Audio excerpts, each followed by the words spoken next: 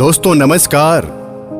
कहानी सुने बार बार आप हमारे साथ सुन रहे हैं स्टोरी विथ रणजीत। सुनिए सुकून से।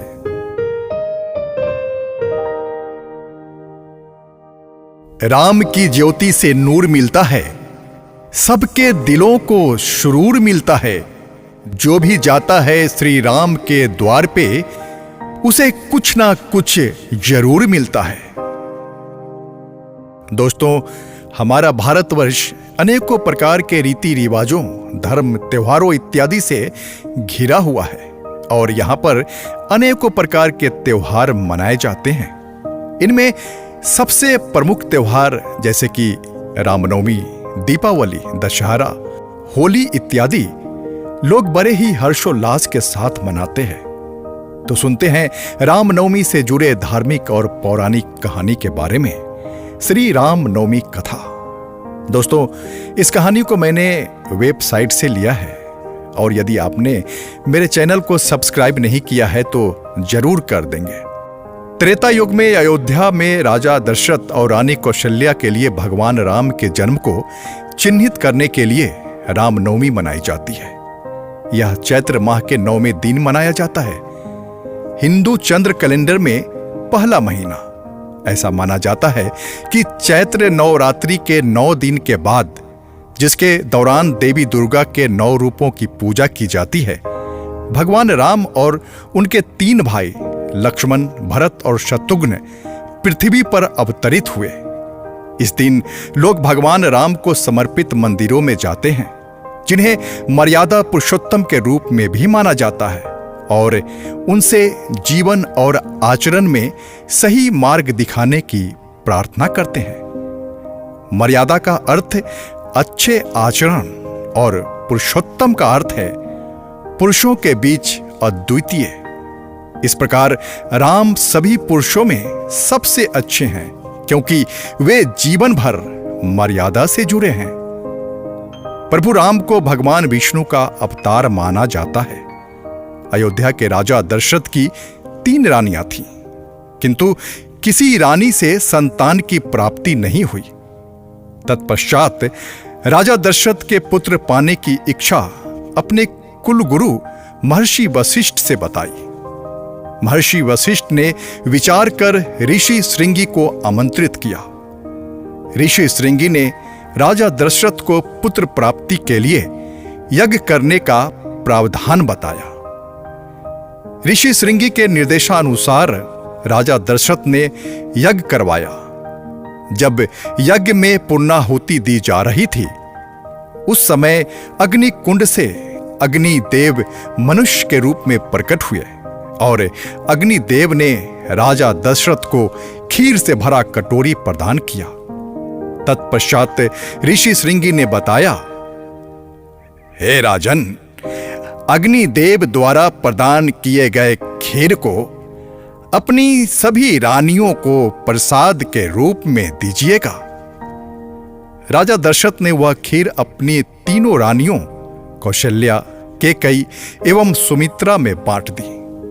प्रसाद ग्रहण के पश्चात निश्चित अवधि में, अर्थात चैत्र माह में शुक्ल पक्ष की नवमी को, राजा दशरथ के घर में माता कौशल्या के गर्भ से राम जी का जन्म हुआ तथा कैकेयी के गर्भ से भरत एवं सुमित्रा के गर्भ से लक्ष्मण और शत्रुघ्न का जन्म हुआ। राजा दशरथ के घर में 4 राजकुमार एक साथ समान वातावरण में पलने लगे। राम जन्म की खुशी में उसी समय से राम भक्त रामनवमी पर्व मनाते हैं। अन्य कथाएं और अन्य मान्यताएं भी हैं। श्री रामनवमी की कहानी लंकाधिराज रावण से शुरू होती है। रावण अपने राज्यकाल में बहुत अत्याचार करता था। उसके अत्याचार से पूरी जनता त्रस्त थी, यहां तक कि देवता गण भी, क्योंकि रावण ने ब्रह्मा जी से अमर होने का वरदान प्राप्त कर लिया था। उसके अत्याचार से तंग होकर देवता गण भगवान विष्णु के पास गए और प्रार्थना करने लगे। फलस्वरूप प्रतापी राजा दशरथ की पत्नी कौशल्या की कोख से भगवान विष्णु ने राम के रूप में रावण को परास्त करने हेतु जन्म लिया। तब से चैत्र की नवमी तिथि को रामनवमी के रूप में मनाने की परंपरा शुरू हुई। ऐसा भी कहा जाता है कि नवमी के दिन ही स्वामी तुलसीदास ने रामचरितमानस की रचना शुरू की थी।